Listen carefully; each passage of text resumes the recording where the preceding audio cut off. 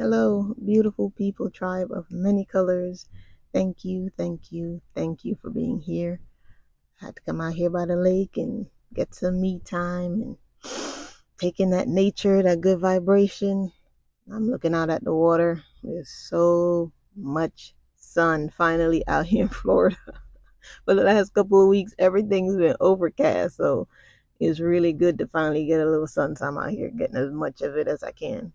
But I'm using this microphone again that I used last time, and it's working pretty good. I did a couple test runs with it before I started, and there's a lot of boats out there on the water, and noise and machines going off outside, so it's pretty good so far if I hold it about this far from my mouth. If you put it any closer, you get that reverb, and if it's too far away, it sounds a little muffled. So I said I was going to try it in the car, so this is me letting you know how it works.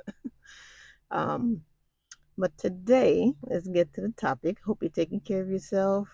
Hope you're enjoying your new year so far, setting resolutions that you can continue throughout the year. Okay, make sure if you're tethering your energy to anybody else who's made a resolution that you guys can go all the way with and actually complete it for the year. Okay, don't attach your New Year's resolution to people who give up, or what I'm saying, they decide to quit halfway through. Even if they do, you keep going.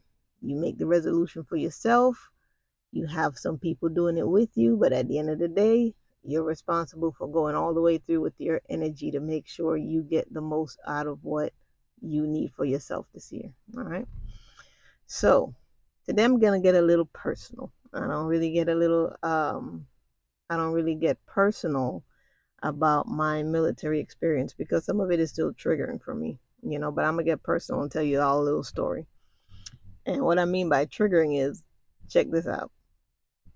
I've been out of the military 15 years, and about a month ago, it was the first time I actually watched a military movie without being triggered. Think about that. 15 years. And it's funny because I almost missed that moment. The movie was on, it was playing, and I was taking a look at it, and I kept on doing what I was doing, and it just hit me. I almost missed it. That, hey, you weren't triggered. You didn't feel anything negative. It didn't bring up a negative emotion or memory for you. And I almost missed the moment to celebrate that. So I just wanted to share that to let you know that if you're going through anything, if you're going through uh, trying to get over a heartbreak, a loss, trauma, childhood issues, being slighted, anything that you're trying to get over, just know that it takes time and nobody can tell you that you should be over this already. Okay? You're over it when you're over it. And when you're ready to be over it, you'll find a way to get over it. And if you're not careful, you might even miss the moment that it doesn't even bother you. And if you can catch those moments, celebrate them. Okay? So here's this personal story. I'm in basic training about 15 years ago, right?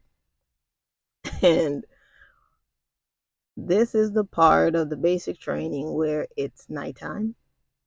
And a lot of the exercises in the military were done with sleep deprivation. So if you're an active military veteran and you are going through stressors and PTSD and anxieties and depression, just know that sleep deprivation over time can wear on the psyche and the body and the mind and the emotions. So give yourself some room to be gentle, to heal from that, because going through a lot of these experiences with sleep deprivation, it can really mess with you. Okay. So it's another night of sleep deprivation. And we're going through this exercise where we have to low crawl, military crawl along this big, long, sandy pit, right? And it's about the length of a football field. At least that's what it felt like to me. It might have been, I don't know. But so we have to low crawl, and they're like, you better stay down because we're shooting live rounds over your head. Now, I gotta let you know my mindset back then. Even though I was in the military and the potential was there to go to war, I thought, okay, they have to tell us this stuff. It's not really real. And just when I kind of thought that, the drill sergeant was like, "Well, if you think we're lying," he said, "take a knee."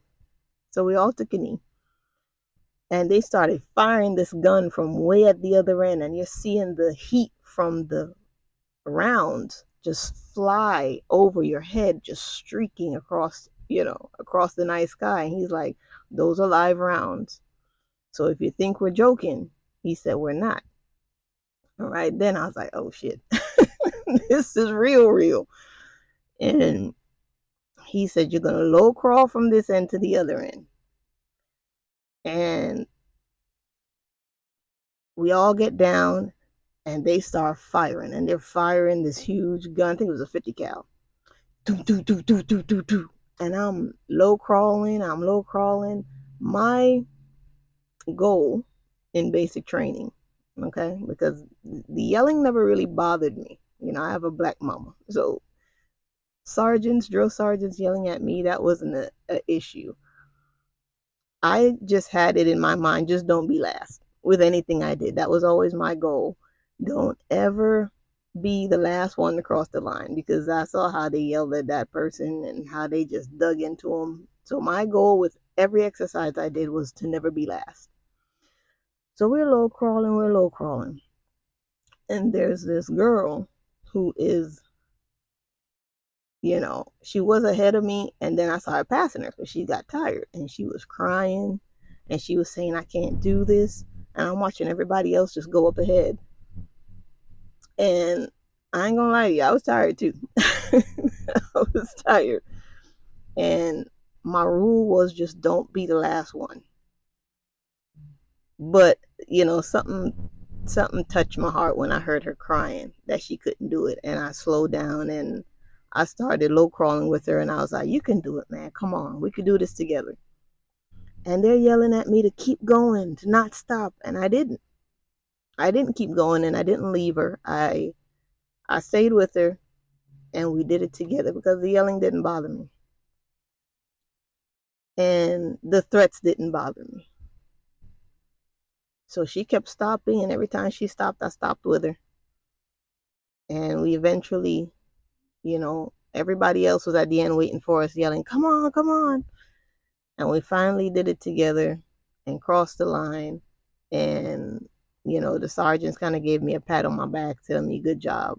That kind of shocked me because I was like, wasn't the whole point to just hurry up and finish it and not be last? That's what I'm thinking at the time, right? Okay. Where am I going with the story? Fast forward a couple months, not a couple months, couple weeks into the basic training, I end up with shin splints. Now, shin splints is like you're trying to run and your shins feel like glass cracking. That's the amount of pain I was in. It was from the shoes. We're running in combat boots, not a lot of cushion back then. I'm sure they made the shoes a lot better now, but back then those shoes suck. Okay.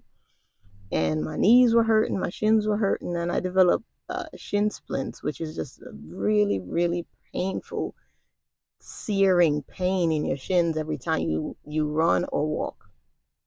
And so it affected my ability to run and keep up during PTs in the morning. And excuse me, she it came down to the last PT we had to do before we could basically leave or graduate basic training, which is the last physical, challenge and exercise where you have to run so many miles. And I remember I was dreading it because, man, my shins were hurting so bad. My self-esteem was down because I used to run everywhere. I grew up just enjoyed running and I love running. And now here I was trying to run and there was just so much pain in my body that's all I could focus on. So the idea of having to complete this physical exercise to be able to get out of basic training, it kind of had me down. And believe it or not, the same girl that I helped to low crawl at the beginning of basic training. Now, towards the end, she offered to run with me. And when I was running and I felt like I couldn't do it, like I wanted to give up, the pain was so much. She was right next to me the whole time. She already did her exercise, she already did her run.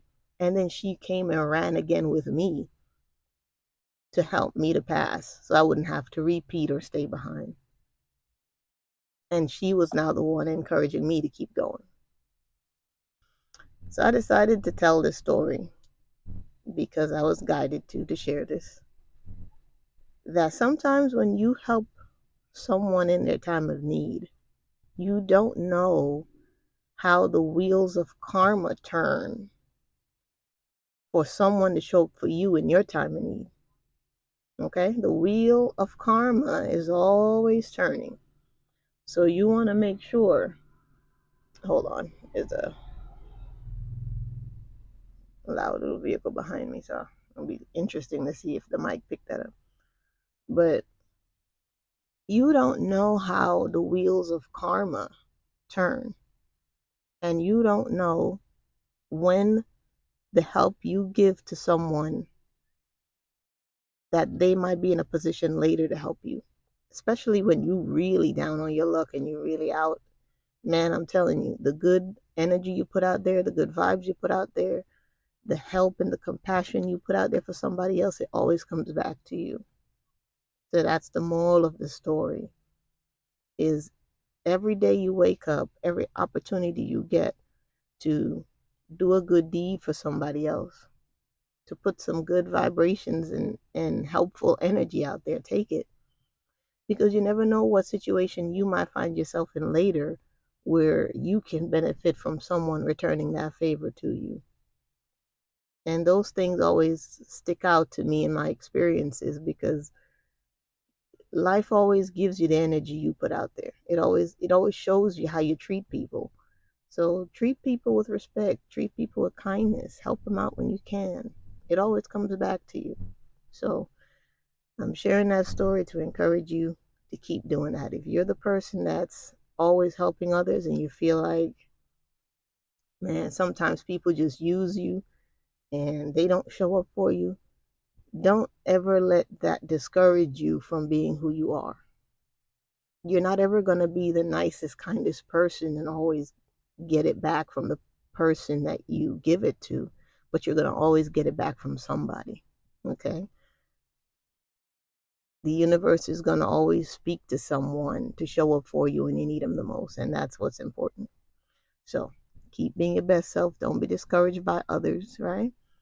Keep living your truth, living in your happiness, living in your compassion, being kind if that's who you are. Never, ever, ever let another person prevent you from exercising your kindness, because that gets put on the wheel of karma that comes back to you.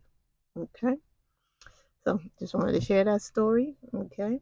I love you. I love you. I love you and appreciate you. You have the best day you can, and I'll talk to you later. Mwah. Bye. Of karma is always turning. So you want to make sure. Hold on. There's a loud little vehicle behind me, so it'll be interesting to see if the mic picked that up. But you don't know how the wheels of karma turn.